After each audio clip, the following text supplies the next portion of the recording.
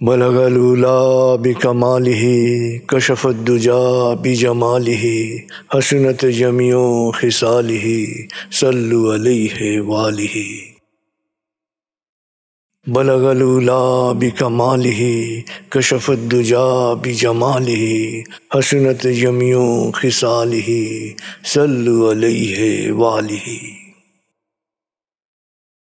হাদিস পাঠের আসর। প্রিয় শরীদ, আসসালামু আলাইকুম। আপনার উপর শান্তি বর্ষিত হোক। আমি শহীদ আল বুখারী মহাজাতক হাদিস শরীফ বাংলা মর্মবাণী পাঠের আসরে আপনাকে স্বাগত জানাচ্ছি। পরম করুণাময় আল্লাহ রাব্বুল আলামিনের কাছে গভীর কৃতজ্ঞতা প্রকাশ করছি এই আসরের আয়োজন করার তৌফিক দেওয়ার জন্যে। আমরা জানি, যেখানে পরম প্রভুকে স্মরণ করা হয়, স্রষ্টার মহিমা বর্ণনা করা হয়, যেখানে রসুলের বাণী পাঠ করা হয়, সে আসর আল্লাহর রহমতের ছায়াতলে চলে আসে। তাই আসুন মনটাকে আমরা একটু স্থির করি। আরাম করে বসুন, হালকাভাবে চোখ বন্ধ করুন, কয়েকবার নাক দিয়ে ধীরে ধীরে লম্বা দম নিন, নাক দিয়ে ধীরে ধীরে দম ছাড়ুন। ধীরে ধীরে দম নিন, ধীরে ধীরে দম ছাড়ুন। ধীরে ধীরে দম নিন, ধীরে ধীরে দম ছাড়ুন। এবার নিজের অন্তরের দিকে তাকান। আপনার প্রতি আল্লাহর দয়াকে, তার করুণাকে অনুভব করার চেষ্টা করুন।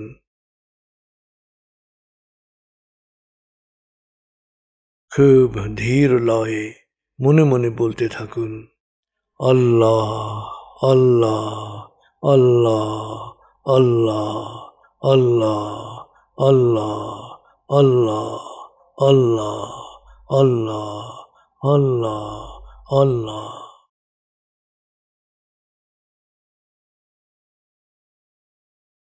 খুব ধীর লয়ে মনে মনে বলতে থাকুন, আল্লাহ আল্লাহ আল্লাহ আল্লাহ আল্লাহ আল্লাহ আল্লাহ আল্লাহ আল্লাহ আল্লাহ।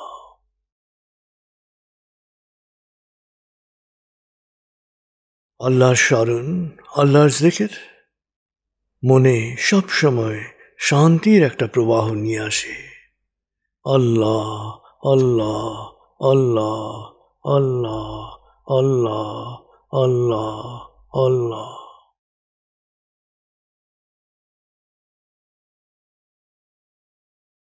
এবার দরুদে ডুবে যান। बलगलूला बिकमालिही कशफद्दुजा बिजमालिही हसनत जमियो खिसालिही सल्लु अलैहि वालिही। बलगलूला बिकमालिही कशफद्दुजा बिजमालिही हसनत जमियो खिसालिही सल्लु अलैहि वालिही।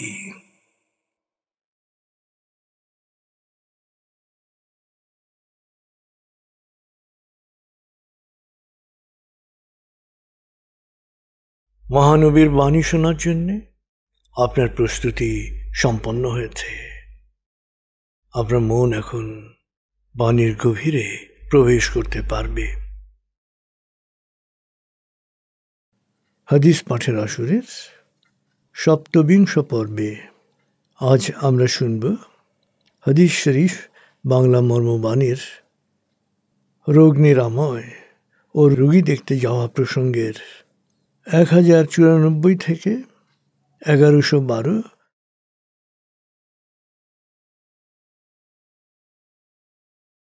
প্রসঙ্গ রোগ নিরাময়। হাদিস 1094। আল্লাহ প্রতিটি রোগের নিরাময় পাঠিয়েছেন। বর্ণনাকারী আবু হুরায়রা রাদিয়াল্লাহু আনহু, গ্রন্থনা বুখারী। হাদিস 1095।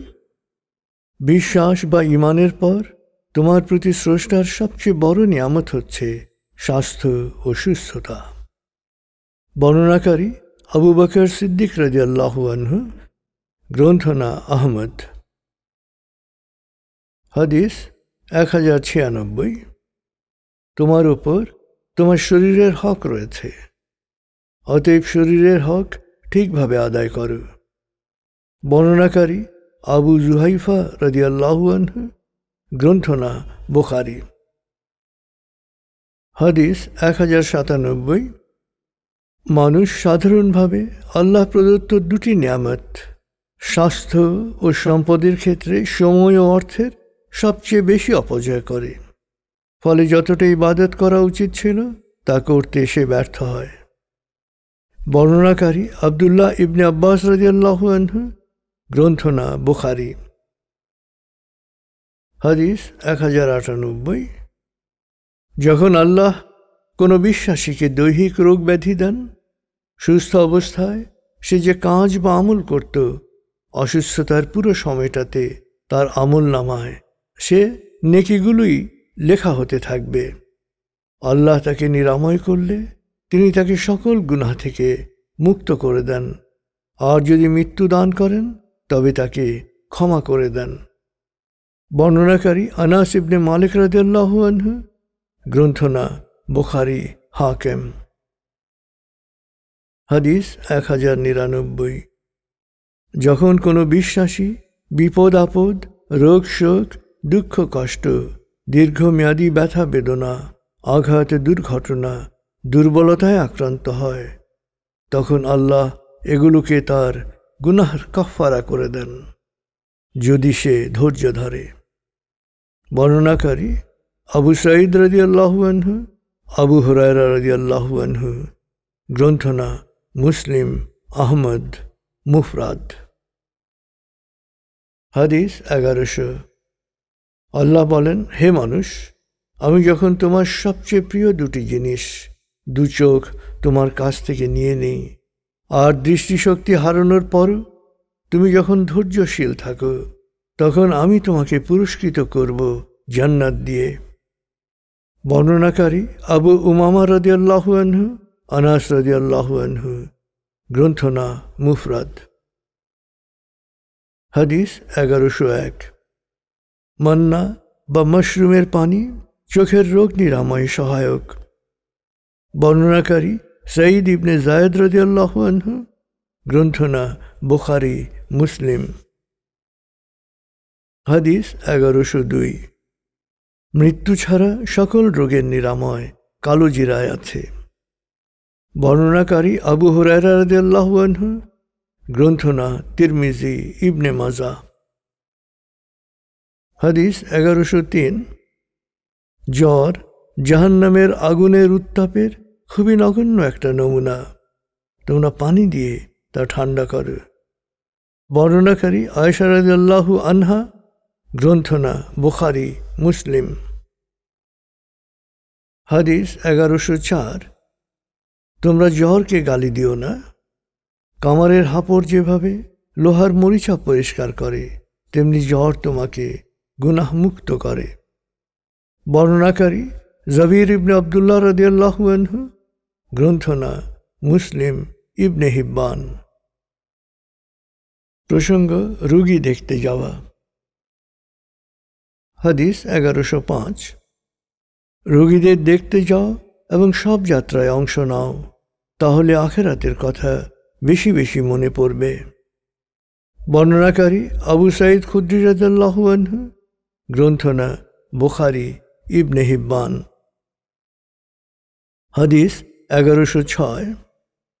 আল্লাহর সন্তুষ্টির জন্যে যখন কেউ আপন ভাই বা কোনো অসুস্থ মানুষকে দেখতে যায়, তখন একজন ঘোষক তাকে বলে, তুমি আনন্দিত হও, তোমার যাত্রা শুভ হোক, জান্নাতে তোমার মর্যাদা সুউচ্চ হোক।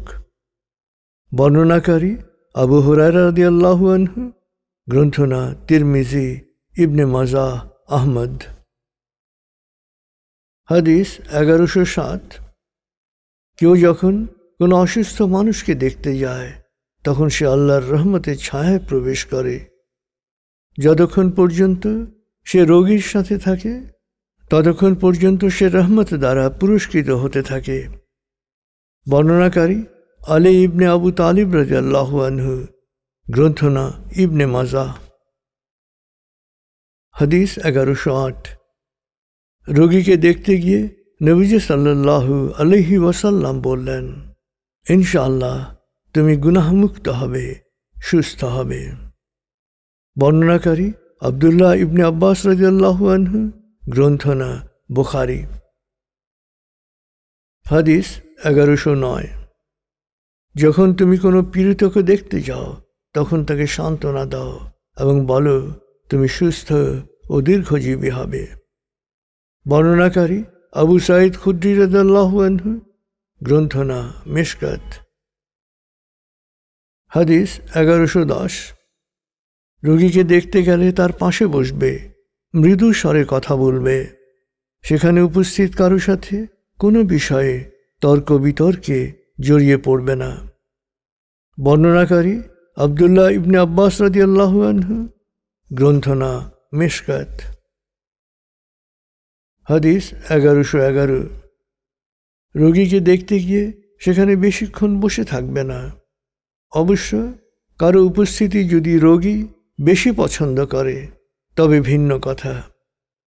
বর্ণনাকারী সঈদ ইবনে মুসাইয়িব রহমতুল্লাহ আলাইহি, গ্রন্থনা মিশকাত।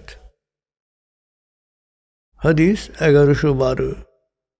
যখন তোমরা কোনো রোগীর কাছে যাবে তখন ভালো কথা, ইতিবাচক কথা বলবে, নেতিবাচক কথা বলবে না। কারণ তোমরা তখন যা বলো ফেরেশতারা তার সাথেই আমিন বলেন। বর্ণনাকারী উম্মে সালামা রাদিয়াল্লাহু আনহা, গ্রন্থনা মুসলিম মিশকাত। হাদিস 1112 ক। তুমি যখন কোনো রোগীকে দেখতে যাও তখন তার কাছে তোমার নিজের জন্য দোয়া চাইবে, কারণ তার দোয়া ফেরেশতাদের দোয়ার মতোই। বর্ণনাকারী ওমর ইবনে খাত্তাব রাদিয়াল্লাহু আনহু, গ্রন্থনা ইবনে মাজাহ। প্রিয় শরীদ, রোগ নিরাময় প্রসঙ্গে নবীজি সাল্লাল্লাহু আলাইহি ওয়াসাল্লাম কিছু মৌলিক সত্য খুব সরলভাবে উপস্থাপিত করেছেন এবং তিনি যথার্থ সত্য বলেছেন যে বিশ্বাস বা ঈমানের পর মানুষের জন্যে স্রষ্টার সবচেয়ে বড় নিয়ামত হচ্ছে স্বাস্থ্য ও সুস্থতা। এবং তিনি বলেছেন যে তোমার উপর তোমার শরীরের হক রয়েছে, অতএব শরীরের হক ঠিকভাবে আদায় করো। আসলে আমাদের অধিকাংশেরই রোগগ্রস্ত হওয়ার, অসুস্থ হওয়ার মূল কারণ হচ্ছে শরীরের হক ঠিকভাবে আদায় না করা, অর্থাৎ শরীরের যত্ন ঠিকভাবে না নেওয়ার। আসলে অধিকাংশ মানুষ শরীরের যে যত্ন নিতে হবে, যত্ন নেওয়ার গুরুত্বই অনুধাবন করেন না। শরীরের যত্ন তখন নেওয়া শুরু করেন যখন শরীর আর যত্ন চায় না। তারপরেও রোগগ্রস্ত হলে, অসুস্থ হলে একজন মানুষের দৃষ্টিভঙ্গি কী হওয়া উচিত সে সম্পর্কে বাস্তব সত্যের উপর তিনি আলোকপাত করেছেন। তিনি বলেছেন, আল্লাহ প্রতিটি রোগের নিরাময় পাঠিয়েছেন, অর্থাৎ এমন কোনো রোগ নাই যে রোগের নিরাময় নাই, যে রোগ ভালো হবে না।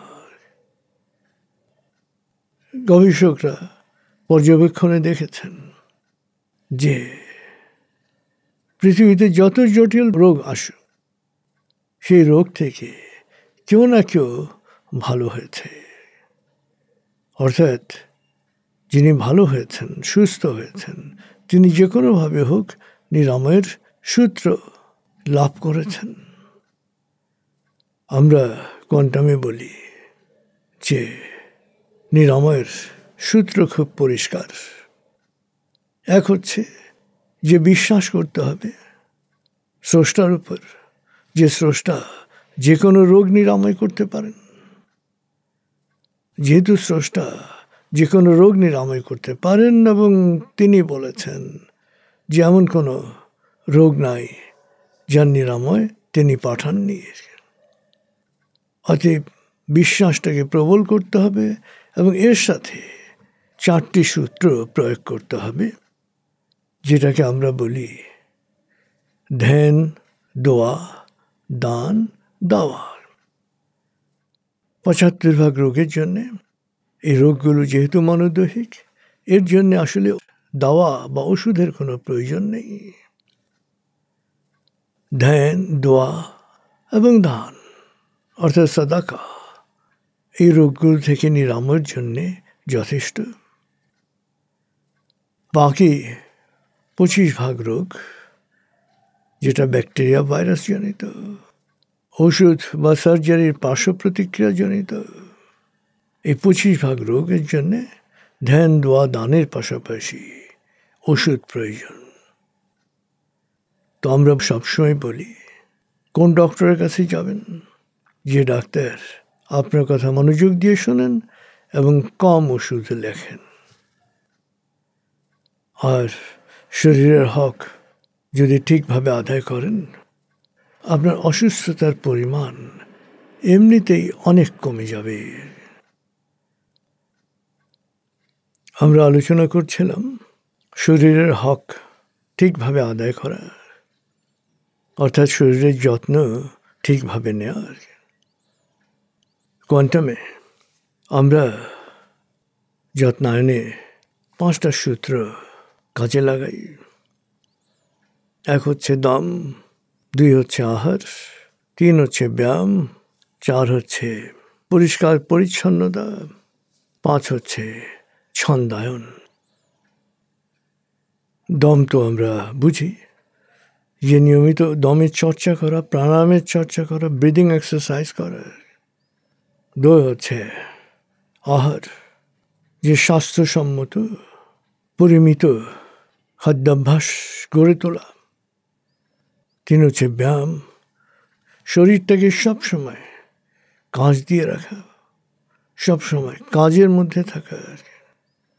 এবং ব্যায়ামের ক্ষেত্রে একটা সুন্নাতের চর্চা যদি আমরা করি, তাহলে আমাদের প্রত্যেকের ফিজিক্যাল ফিটনেস অনেক বেড়ে যাবে। যা রাসূলুল্লাহ সাল্লাল্লাহু আলাইহি সাল্লাম প্রায়শই করতেন, সেটা হচ্ছে কারফাসা ভঙ্গিতে বসা। কারফাসা ভঙ্গির বাংলা নাম হচ্ছে বঙ্গাসন। আসলে এক চমৎকার উপকারী আসন, যেখানে বসে থাকাটাই ব্যায়াম।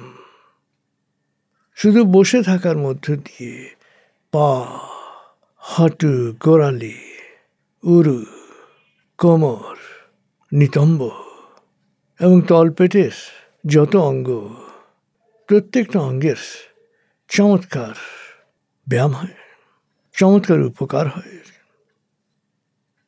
কারফাসা অর্থাৎ বঙ্গাসনের এই সুন্নাত, একটি সুন্নাত যদি আমরা নিজেদের জীবনে চালু করতে পারি, অনুশীলন করতে পারি, তাহলে এটি যেরকম পুণ্যের হবে, একইভাবে আপনার সুস্থতার জন্যে এটি চমৎকার কার্যকরী একটি পদক্ষেপ হিসেবে, একটা চমৎকার অনুশীলন হিসেবে আজীবন চর্চা করতে পারবেন, যাতে উপকার এবং সওয়াব, সুন্নত পালনের সওয়াব এবং ব্যায়াম না করে বসে থেকেই ব্যায়ামের উপকার, 2 দিক থেকেই আপনি লাভবান হবেন, ইহকালেও পরকালেও। আমরা নিরাময় নিয়ে সংক্ষিপ্ত আলোচনা করলাম। এর সাথে আরেকটি পুণ্যের কাজ, যে রোগীকে দেখতে যাওয়া, অসুস্থ বা পীড়িত মানুষকে দেখতে যাওয়া,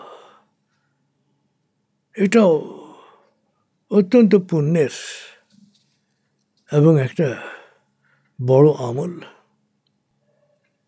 ধর্মীয় ও রাষ্ট্রীয় প্রধান হিসেবে নবীজি সাল্লাল্লাহু আলাইহি ওয়াসাল্লামের শত ব্যস্ততার মধ্যেও তিনি সময় বের করে রোগগ্রস্ত অসুস্থ মানুষকে দেখতে যেতেন।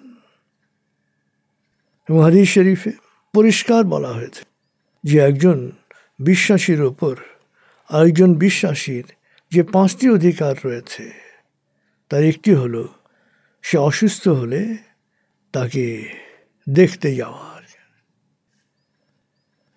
রোগীকে দেখতে যাওয়ার, অসুস্থ মানুষকে দেখতে যাওয়ার সামাজিক ও আত্মিক গুরুত্ব এবং ইহকালীন ও পরকালীন গুরুত্ব কত, সেটা হাদিস শরীফ বাংলা মর্মবাণীর 308 নম্বর হাদিসে খুব সুস্পষ্টভাবে উঠে এসছে।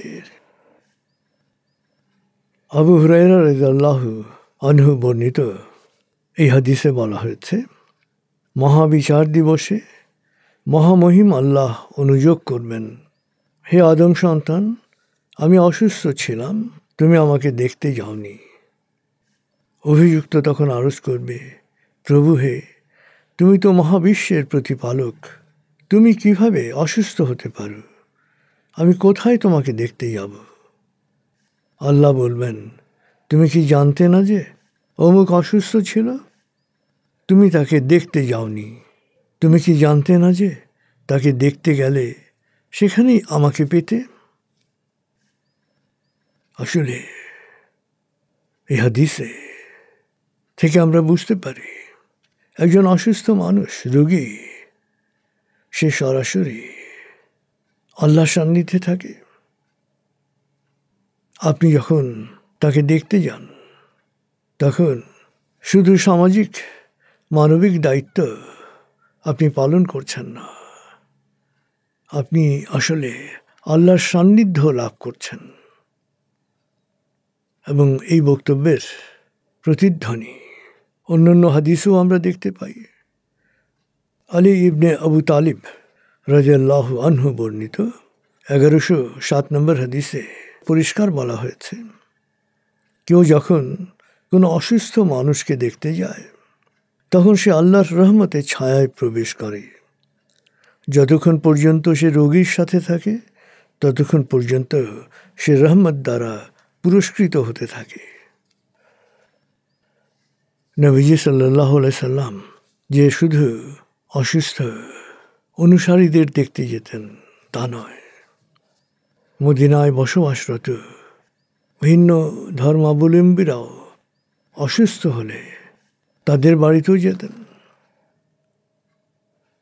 আনাস ইবনে মালিক রাদিয়াল্লাহু আনহু বর্ণনা করেছেন, এক ইহুদি বালক নবীজির সেবা করত।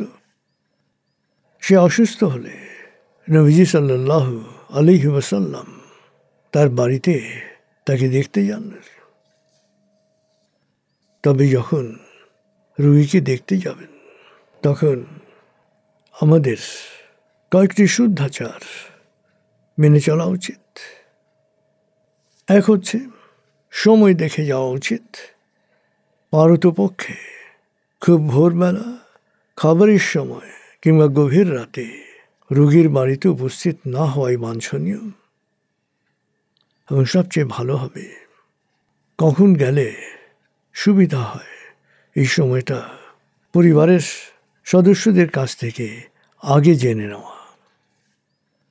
2, যে রোগীর বাড়ি বা হাসপাতাল যেখানেই যান না কেন বেশিক্ষণ বসবেন না। অবশ্য রোগী যদি আপনার উপস্থিতি বিশেষভাবে কামনা করে তাহলে আলাদা বিষয়, তা না হলে সাক্ষাতের সময়টা সংক্ষেপ করা, সালাম শুভেচ্ছা বিনিময় করা, এখন কেমন লাগছে জিজ্ঞেস করা, তার জন্য দোয়া করা এবং বিদায় নিয়ে ফেরত আসা। আসলে অনাকাঙ্ক্ষিত সময়ে রোগী দেখতে যাওয়া এবং দীর্ঘ সময় সেখানে অবস্থান করার মতো বোকামি করে রোগীর মনে বিরক্তি সঞ্চার করলে তা তার অসুস্থতাকে আরও বাড়িয়ে দেওয়ার সামিল হবে।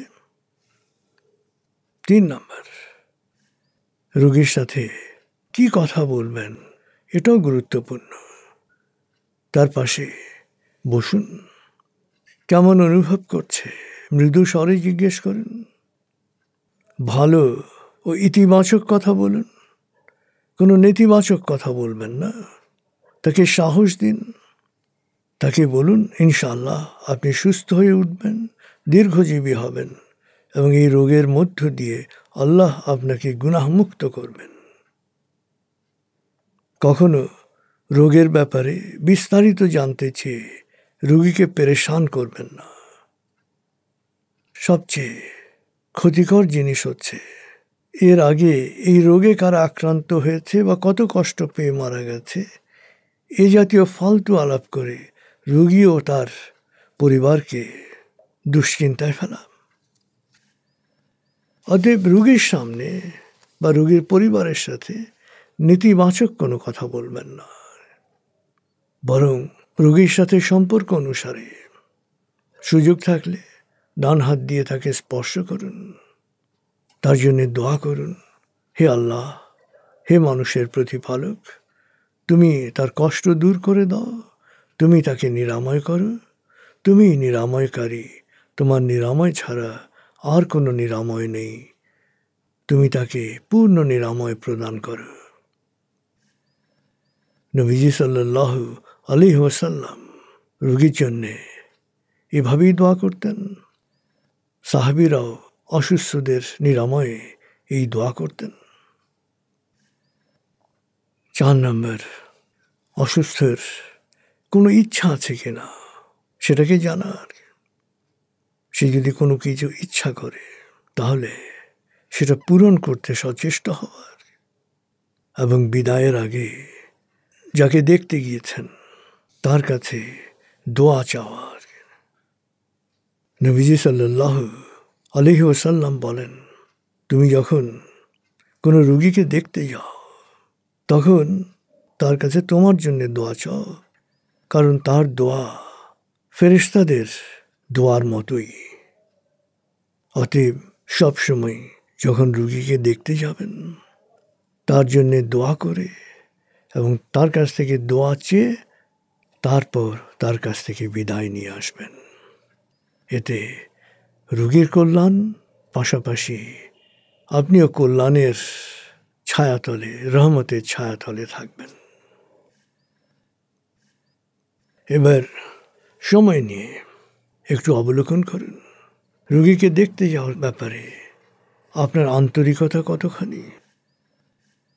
রোগীকে দেখতে গিয়ে আপনি এই প্রক্রিয়াগুলো অনুসরণ করার সুযোগ পান কিনা।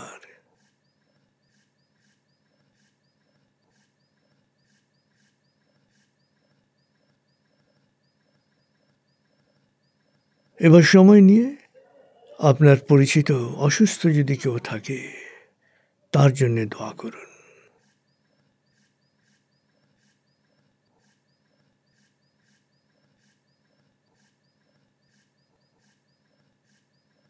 এবার নিজের ও কারোর জন্য বিশেষ কোনো দোয়া থাকলে সেই দোয়ায় ডুবে যান।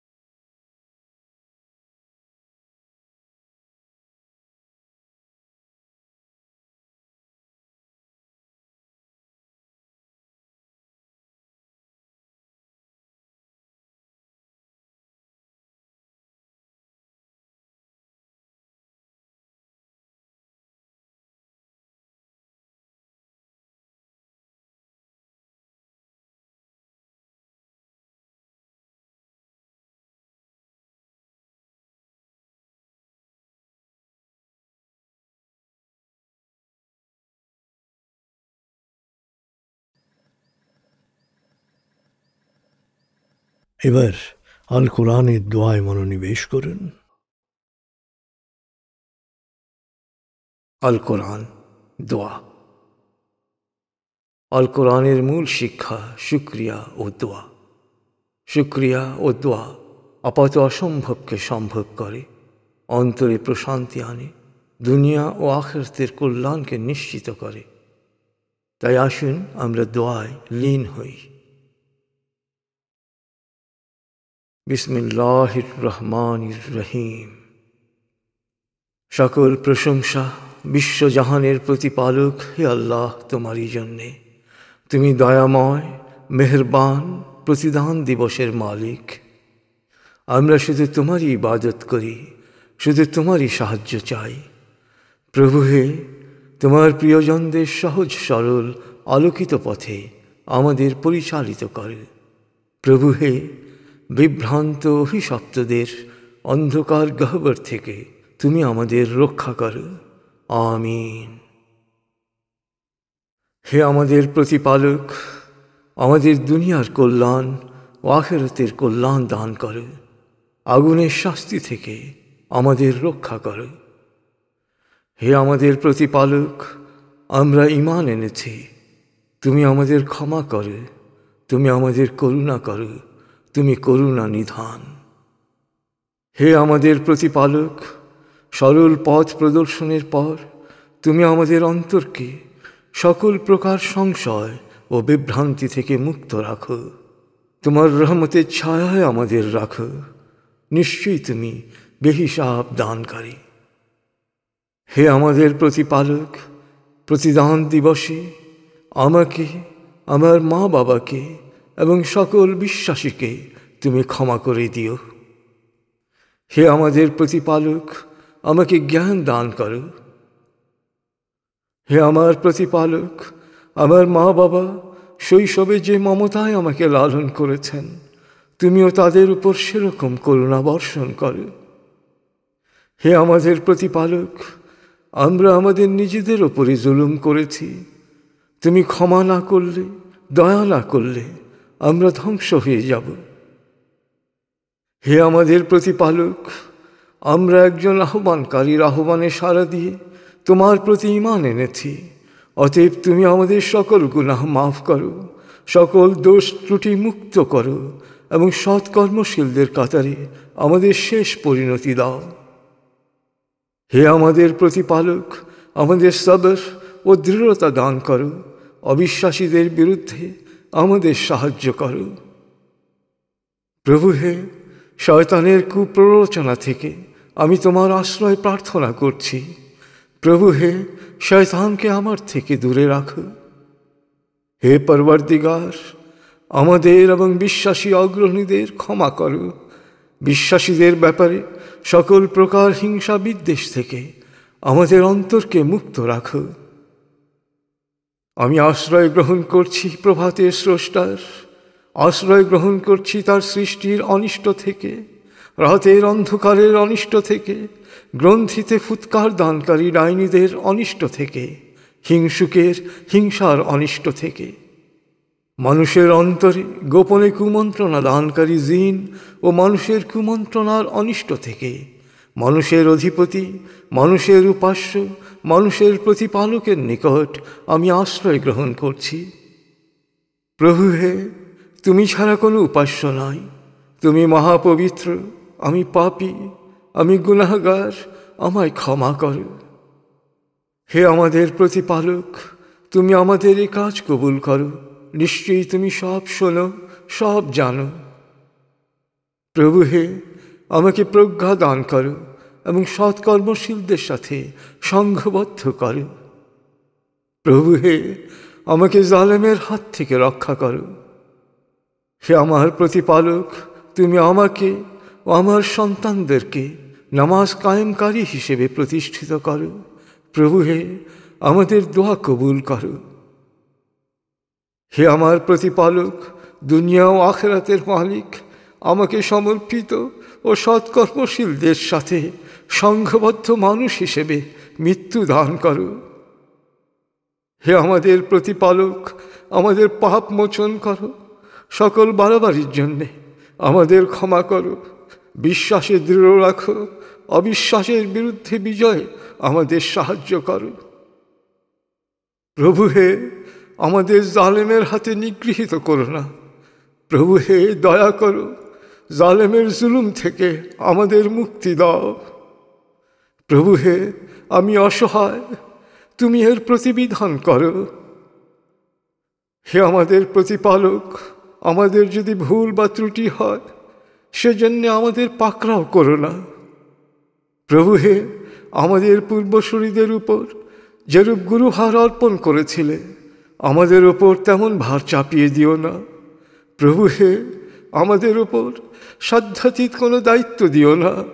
আমাদের ক্ষমা করো, দয়া করো, তুমি আমাদের প্রভু। অবিশ্বাসীদের বিরুদ্ধে আমাদের সাহায্য করো। হে আমাদের প্রতিপালক, তুমি যা নাজিল করেছ তা আমরা মেনে নিয়েছি এবং তোমার রসুলের অনুসরণ করছি। অতএব সত্যের সাক্ষীর তালিকায় আমাদের নাম অন্তর্ভুক্ত করো। প্রভু হে, আমাকে সৎকর্মশীল সন্তান দান করো। প্রভু হে, আমার হৃদয় প্রশস্ত করে দাও, আমার কাজকে সহজ করে দাও, আমার কণ্ঠের জড়তা দূর করে দাও, যেন সবাই আমার কথা বুঝতে পারে। হে আমাদের প্রতিপালক, আমাদের ধৈর্য দাও, বিশ্বাসে দৃঢ়তা দাও, আমাদের সমর্পিতের মৃত্যু দান করো। হে আমাদের প্রতিপালক, আমরা তোমারই ওপর ভরসা করেছি, তোমারই দিকে তাকিয়ে আছি এবং শেষ পর্যন্ত তোমার কাছেই আমরা ফিরে যাব। প্রভু হে, আমরা যেন অবিশ্বাসীদের নিপীড়নের শিকার না হই। আমাদের সকল অপরাধ ক্ষমা করো, তুমি প্রজ্ঞাময়, মহাপরাক্রমশালী। আমার সালাত, আমার কোরবানি, আমার জীবন, আমার মরণ, আমার সব কিছুই মহাবিশ্বের প্রতিপালক আল্লাহরই জন্যে। তিনি একক অদ্বিতীয়, এ আদেশই আমি পেয়েছি। আমি সমর্পিতদের মধ্যে প্রথম। রোগ যন্ত্রণা, দুঃখ কষ্টে আমি জর্জরিত। প্রভু হে, দয়া করো, তুমি পরম করুণাময়। হে আল্লাহ, তুমি আমাদের রক্ষক, তুমি আমাদের ক্ষমা করো, দয়া করো, তুমি সর্বোত্তম ক্ষমাকারী। হে আল্লাহ, আমরা তোমার নির্দেশ শুনেছি এবং মেনে নিয়েছি। আমরা তোমারই কাছে ক্ষমা চাচ্ছি, শেষ পর্যন্ত আমরা তোমারই কাছে ফিরে যাব। প্রভু হে, আমাদের স্ত্রী ও সন্তানদের আমাদের তৃপ্তি ও আনন্দের উৎসে পরিণত করো এবং আমাদের সত্য সচেতনদের আদর্শে পরিণত করো। হে আমার প্রতিপালক, তুমি আমার ও আমার মা বাবার প্রতি যে অনুগ্রহ করেছ সেই জন্য শুকরগুজার হওয়ার তৌফিক আমাকে দাও। তোমাকে খুশি করার মতো সৎকর্ম করার শক্তি আমাকে দাও। প্রভু হে, অনুগ্রহ করে তোমার সৎকর্মশীল বান্দাদের মধ্যে আমাকে অন্তর্ভুক্ত করো। হে আল্লাহ, সকল ক্ষমতার মালিক, তুমি যাকে ইচ্ছা ক্ষমতা দান করো, যাকে ইচ্ছা ক্ষমতাচ্যুত করো, যাকে ইচ্ছা সম্মানিত করো, যাকে ইচ্ছা অপমানিত করো। তুমি সর্বশক্তিমান, সকল কল্যাণ ও মঙ্গলের আধার। তুমি দিনের আলোকে করো অন্ধকারে লীন, আর রাতের নিকষ আধার ভেদ করে আনো সোনালি সকাল। তুমি প্রাণহীনকে দাও প্রাণ, আর প্রাণবন্তকে করো প্রাণহীন। তুমি যাকে চাও বেহিসাব রিজিক দান করো। হে আল্লাহ, সকল ক্ষমতার মালিক, তুমি আমাদের ক্ষমা করো, তুমি আমাদের কবুল করো। আমার ত্যাগ, আমার স্মরণ, আমার মেধা, আমার মনন, আমার কলম, আমার বচন, আমার শক্তি, আমার ধন, আমার জীবন, আমার মরণ, আমার সব কিছুই মহাবিশ্বের প্রতিপালক হে আল্লাহ তোমায় করছি সমর্পণ। অনন্ত অসীম দয়াময় প্রভু, তুমি নিরঞ্জন, তোমার রহমতের ছায়ায় আমায় রাখো সারাক্ষণ। আমার ত্যাগ, আমার স্মরণ, আমার মেধা, আমার মনন, আমার কলম, আমার বচন, আমার শক্তি, আমার ধন, আমার জীবন, আমার মরণ, আমার সব কিছুই মহাবিশ্বের প্রতিপালক হে আল্লাহ, তোমায় করছি সমর্পণ। অনন্ত অসীম দয়াময় প্রভু, তুমি নিরঞ্জন, তোমার রহমতের ছায়ায় আমায় রাখো সারাক্ষণ। আমার ত্যাগ, আমার স্মরণ, আমার মেধা, আমার মনন, আমার কলম, আমার বচন, আমার শক্তি, আমার ধন, আমার জীবন, আমার মরণ, আমার সব কিছুই মহাবিশ্বের প্রতিপালক হে আল্লাহ, তোমায় করছি সমর্পণ। অনন্ত অসীম দয়াময় প্রভু, তুমি নিরঞ্জন, তোমার রহমতের ছায়ায় আমায় রাখো প্রতিক্ষণ। আমিন। পরম করুণাময় আমাদের হাদিস পাঠের আসরকে সৎকর্ম হিসেবে কবুল করুন এবং আজকের আসরে অংশগ্রহণকারী সবাইকে দুনিয়া ও আখেরাতে সফল ও সম্মানিত করুন। আমিন। খুদা হাফিজ। আসসালামু আলাইকুম। আপনার উপর শান্তি বর্ষিত হোক।